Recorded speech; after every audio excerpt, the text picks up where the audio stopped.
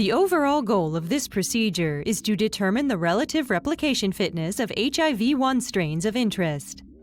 This is accomplished by first constructing viral molecular clones or DNA plasmids containing full-length HIV-1 sequences of interest. The second step is to generate viral stocks for each molecular clone by DNA transfection. Next, the growth kinetics and the exponential growth phase of each HIV-1 strain are established by longitudinal sampling of mono-infected cell cultures.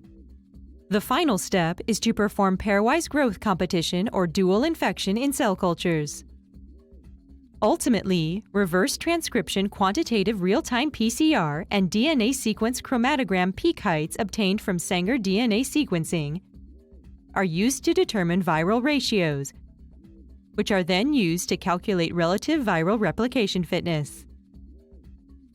The main advantage of this technique over existing methods like paramono infection or two-time point dual infection is that it provides more sensitive and robust measurements of the replication fitness difference between two viral strains.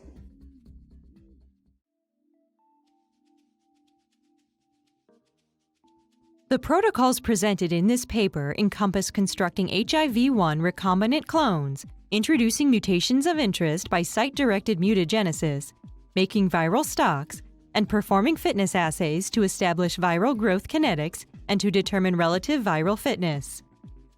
This video will demonstrate the growth competition and two different methods to determine the viral ratio for calculating fitness.